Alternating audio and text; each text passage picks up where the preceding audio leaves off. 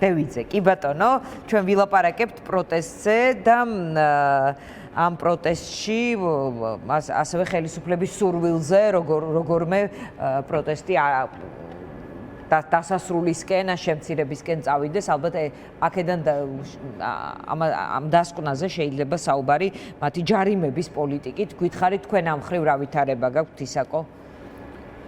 ანუ ჯარიმების თვალსაზრისით მოგესალმებით პირველ რიგში მადლობა მოწვევისათვის.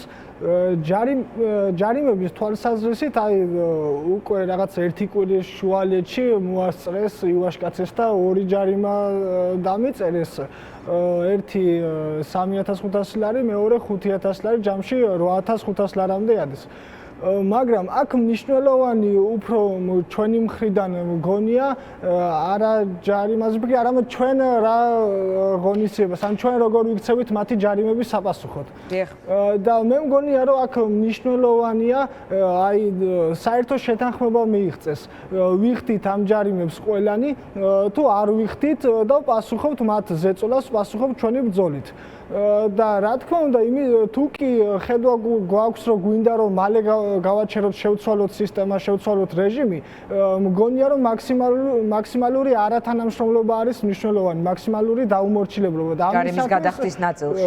ამისათვის ჩვენზე ვფიქრობ, რომ ჩვენზე თავდასხმაში ფული არ უნდა გადავიხადოთ.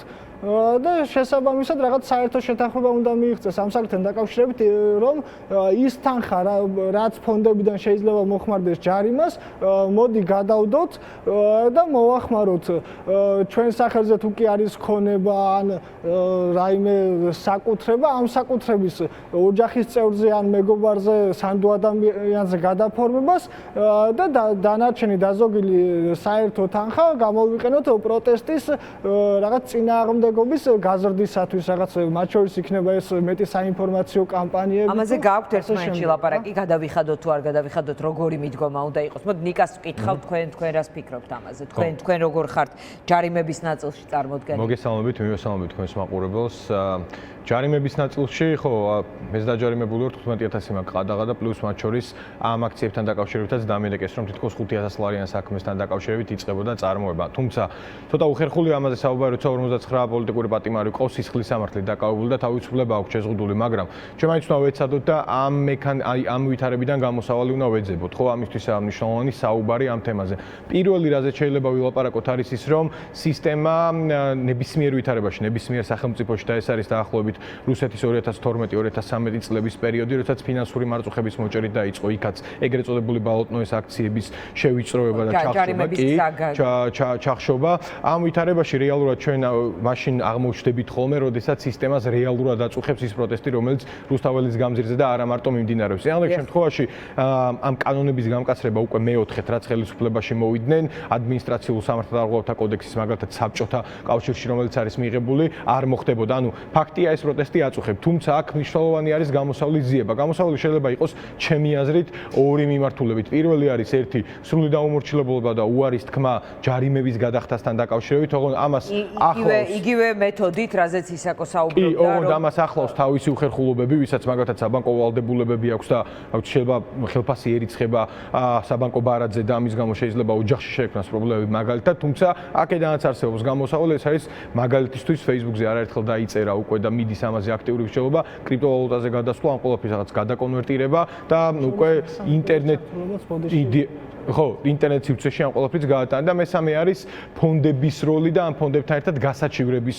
როლი ამ ყველაფერში, იმიტომ რომ საბოლოო ჯამში მსგავსი ჯარიმები იზრდება მაშინ, როდესაც სისტემა ერთი გადატვირთულია და მეორე ფულის გადახდა უწევს იმ სერვისში, რომელსაც მისი ყმებისგან ის უნდა იღებდეს. და ამ ყმებში გულისხმობ მოსამართლეებს, სრულმოწმეებს, რა ვიცი, მათ შორის იმ ეგრეთ წოდებულ პოლიციელებს, რომლებმაც მაგალითად ტელე-პირველის ოპერატორი დააკავეს, ამ ადამიანებს სჭირდებათ ფულის გადახდა. ერთ-ერთი მექანიზმი სისტემის შეკავების არის ფული. ანუ ფული უნდა გადაუხადონ. ამისთვის კი უნდა შეივსოს ბიუჯეტი.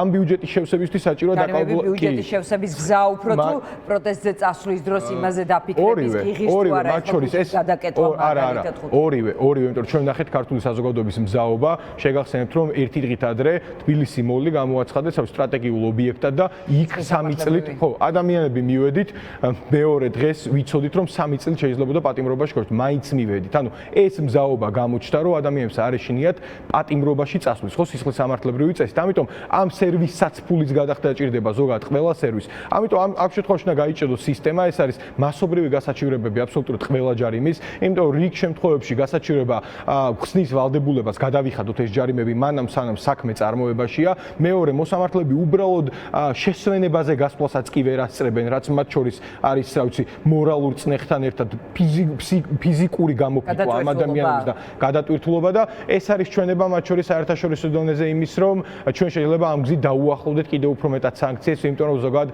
წინააღმდეგობა დაუმორჩილებლობა მათ შორის ჯარიმების არ გადახდა გასაჩივრება ყველა დონეზე არის ტრადიციული არაძალადობრივი წინააღმდეგობის ერთ-ერთი მნიშვნელოვანი და ძირითადი სახე და მესამე და მნიშვნელოვანი ჩემთვის რაც არის, აქ არის პარტიების ამ შემთხვევაში ჩვენი როლი იმასთან დაკავშირებით, რომ ამ ადამიანებმა ჩვენც მათ შორის ყველამ უნდა იცოდეს, რომ მოხდება შეთანხმება რეჟიმის დემონტაჟი და ცვლილების შემდეგ, რომ შეიქმნება რაღაცნაირი მექანიზმი, ამაზე საუბარი და მსჯელობა აუცილებლად დასაწყებია, რომ ამ ჯარიმების კომპენსირება მოხდება ერთი ყველა საქმე ადმინისტრაციული იქნება ეს თუ სისხლისამართლებრივი, ამის ყველას გაქართულება უნდა მოხდეს და ერთ დაბანდება უნდა იყოს ეს ყველაფერი.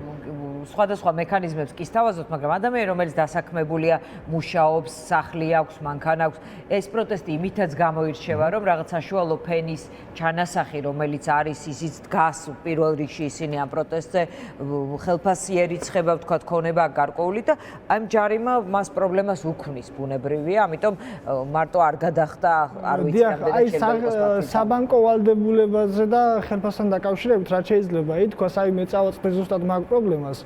და მესამე პირის ჩართულობით სრულად არის შესაძლებელი, რომ თქვათ მესამე პირის მიერ მოხდეს თანხის ბანკში გადახდა ან ხელფასის რაღაც მესამე პირის მიერ აღება და დაახლოებით ეს მექანიზმები შეიძლება იქნეს გამოყენებული და ერთ საკითხს მინდა კიდევ გავამახვილო ყურადღება აი ამ ჯარიმებს და სასამართლოში დაბარებებსა და მათ შორის ჩვენს სასამართლოში მიყვანასთან დაკავშირებით. აი როცა დარბევები დაიწყო და ეს მასშტაბური აქციები დაიწყო, ანუ პოლიციის რაღაც სპეცრაზმის და სტრატეგია იყო ესეთი, რომ ანუ ადამიანებს არათუ იჭერდნენ, არამედ ცდილობდნენ რომ ეცემათ და შემდეგ გამოეგდოთ ან დაეტოვებიათ იქვე. ძალიან ცოტა ადამიანი, ანუ მაქსიმუმ აი იზოლატორი და შემდეგ უშვებენ. მათ აი ხო არის კითხვა რომ აი მაგალითად რატო ყველას არ იჭერენ, ხო? ანუ რატო სისხლისამართლით არ გვიჭერენ უმეტესობას აი ადმინისტრაციული რომელს. ანუ აქ არის ერთი რამ რომ ყველას ვერ დაგვიჭერენ. ყველას დაჭერა არის მათთვის საფრთხე. პირი და ანუ აქვთ ესეთი სტრატეგია, რომ დაგვიბარონ სასამართლოში, მაგალითად მიგვიყვანონ, გაგვაწვალონ რაღაც, გაგვაბრაზონ, ენერგია დაგვახარჯიონ და დავღალონ.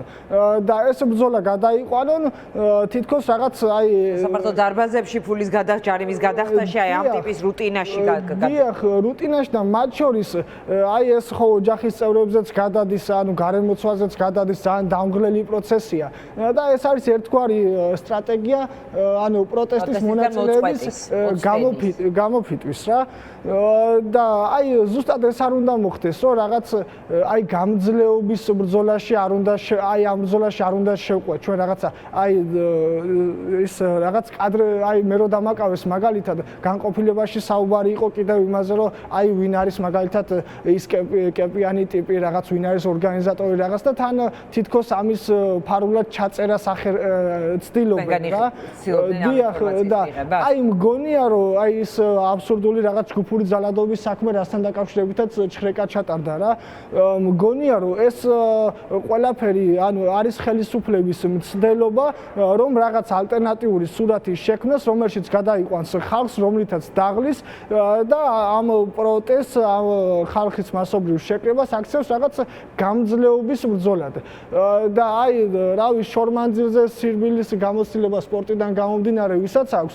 თუ კი იქ ამ სირბილის რო შენ ფიქრობ რომ ავი ნეტა გავძლო და რაღაც არათუ იმაზე ხარ ორიენტირებული რომ ეს მაქსიმალურად სწრაფად ტემპში და რაღაც ხარისხიანად ივარჯიშო და გაირბინო აუცილებლად ვერ გააუმჯობესებ შენს მიღწევას და წარმატებას ვერ მიაღწევ და მგონია რომ პირიქით ჩვენ სიახლეები უნდა შევქმნათ ამ პროტესტის პროცესში და არ უნდა აუყვეთ არავითარ შემთხვევაში რაღაც ხელისუფლების რუსული რეჟიმის სხვადასხვა როგორც იყენებენ ხოლმე ტრიუკებს რა.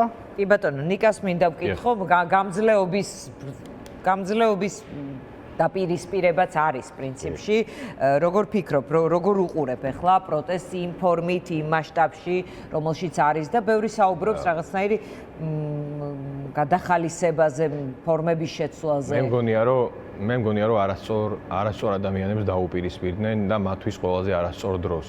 ზოგადად აქციების დინამიკას თუ თვალს გადავავლებთ, განსაკუთრებით 28 ნოემბრიდან, როდესაც ანტისახელმწიფოებრივი განცხადება გააკეთა ეგრეთ წოდებულმა პრემიერმა ირაკლი ყობახიძემ, ჩვენ ვნახავთ ზოგადად ამ პროტესტში ერთგვარ ჩელენჯის ეფექტებს და მომენტებს, როდესაც ჩემი თაობის და ჩემ თაობაზე პატარა წარმომადგენლები ადამიანები ამ ყველაფერს უყურებდნენ როგორც გეიმს, ერთგვარ თამაშს და ამ თამაშში დამარცხებას ისინი არ აპირებენ. ხო, ანუ ზოგადად ამაზე აზარტული და ამაზე ეროვნული თაობა ჩემი აზრით ამ ქვეყანაზე ძალიან ბევრი წელი არ ყოლია და შესაბამისად ამ თაობასთან დაპირისპირება განსაკუთრებით გამძლეობისგან გამომდინარე თაობასთან, რომელსაც შეუძლია რომ, თან უნივერსიტეტში ისწავლოს, თან არათანაბარ პირობებში იმუშაოს მინიმალურ ხელფასზე და საბოლოო ჯამში მაინც კარიერულად წარმატებას მიაღწიოს და პლუს აქციებზე იაროს საკუთარი ხარჯებით, მე მგონია რომ აქ სისტემა დამარცხება და ზოგადად ნებისმიერი ქვეყნის საპროტესტო ტრადიცია რო ავიღოთ და გამოცდილებები რაც არსებობს, იგივე სერბეთში რაც ხდება ახლა, ზოგადად მსგავსი გამოსვლები ყოველთვის გადამდებია და ასე იყო მაგალითად ვარდების რევოლუციის დროსაც, ხო, შემდეგ მოედო ყველაფერი, ჩვენ ნახეთ შემდეგ უკრაინაშიც მოხდა და ასე შემდეგ, ხო, ანუ ეს ყველაფერი გაზაფხულიც თავის დროზე იმ ცხადია, კი, ეს ყველაფერი ერთად კრავს ხოლმე რკალს და მე მჯერა რომ ამ ქვეყანაში რაც ქართული გაზაფხული ცოტა ადრე დაიწყო ნოემბრის თვეში, ამ ეს ყველაფერს პროვოცირება მიცა ეგრეთ წოდებულმა პრემიერმა და საბოლოო ჯამში ეს ყველაფერი გაგვიყვანს სამშვიდობო ხაზზე. გაგვიყვანს იმიტომ რომ ჩვენ ნახეთ რომ ადამიანები სრულად უცხო ერთმანეთისთვის, ერთმანეთს ისე ეხმარებიან, იფიქრებდი რომ ბავშვობის მეგობრები არიან და ერთმანეთის გამო ტყვიას დაუდგებიან და სიცოცხლეს გაწირავენ. ჩვენ ნახეთ ჟურნალისტები, რომლებიც უნდა იყვნენ წესიდარიგით ერთმანეთის კონკურენტები, მაგრამ იქ ყველაფერი, ყველა კონკურენციის ყველა რაღაც ზღვარი ჩამოშლია. ჩვენ ნახეთ პოლიტიკური პარტიები, რომლებმაც უკვე ორ ძალიან დიდ წარმატებას მიაღწიეთ, ჩემი აზრით, საერთაშორისო ასპარეზზე, როდესაც ერთი გაშვებული საერთო წყობრით ან მინდორული გზავნილებით შევძელით და პასეში მივიღეთ ისტორიული შედეგი და შემდეგ ვნახეთ ისეთი რეზოლუცია სანქციებთან დაკავშირებით, სადაც პირველად მოხვდნენ ბიზნესმენები. საბოლოო ჯამში რაც ჩვენ უნდა გვახსოვდეს არის ის, რომ მსგავსი წყობრი პრინციპული ცისისხლიანი და თანმიმდევრული ნაბიჯებით გამორიცხულია რომელიმე რეჟიმმა გაუძლოს და მეცად შევახსენებ ამ ქვეყანაში საბჭოთა კავშირი დამარცხდა. მიუხედავად იმისა, რომ ბევრად სუსტი იყო და შესუსტებ მაინც საბჭოთა კავშირი იყო ამ ქვეყანაში, ასლან აბაშიძის რეჟიმი დაამარცხეს და ეს ყოველდღიური შეკრება, მანიფესტები, მარშები, ფიქრობთ რომ რაღაც ყოველდღიური შეკრება, მანიფესტების არჩევნების ჩანიშვნის გადაწყვეტილებას ხელისუფლებას ყოველდღიური შეკრება, მანიფესტები და მარშები რომ არ ყოფილიყო, ეს კანონები არ გამკაცრდებოდა. ეს კანონები გამკაცდა იმიტომ, რომ რეალურად რეჟიმის შესუსტ და შიგნიდან დაიწყო რყევა, ხო? ჩვენ ნახეთ საჯარო მოხელეების და მათ შორის მაღალი თანამდებობის პირების განცხადებები, ყოველდღიური შეკრებები, მათ შორის ყოველდღიური შეკრებები და მანიფესტაციები რომ არ ყოფილიყო საერთაშორისო არენაზე, სადაც მთელი ყურადღება ბოლო პერიოდის განმავლობაში უკრაინის მხარესაა, საქართველოს საერთოდ გამქრალი იქნებოდა. ყოველდღიური შეკრებები და მანიფესტაციები რომ არ ყოფილიყო ამ ქვეყანაში, არ დაიბადებოდა ახალი ქართული საზოგადოება, რომელმაც გააკეთა განაცხადი, რომ ვინც არ უნდა იყოს თავრობაში. თუ გინდა იყოს ჩემი პოლიტიკური გუნდი, ერთ ზედმეტ ნაბიჯს არავის არ აპატიებდნენ. ყოველდღიური შეკრებები და მანიფესტაციები რომ არ ყოფილიყო რუსთაველზე, მინიმუმ ჩვენ დღეს ვიცხოვრებთ, რა ვიცი, კადიროვის ჩეჩნეთის მსგავს ვითარებაში და საბოლოო ჯამში ჩვენ ეს ყოველდღიური შეკრებები და მანიფესტაციები რომ არ ყოფილიყო, ვერც ლოკალურ პატარა პროტესტებს ვერ მივიღებდით რეგიონებში.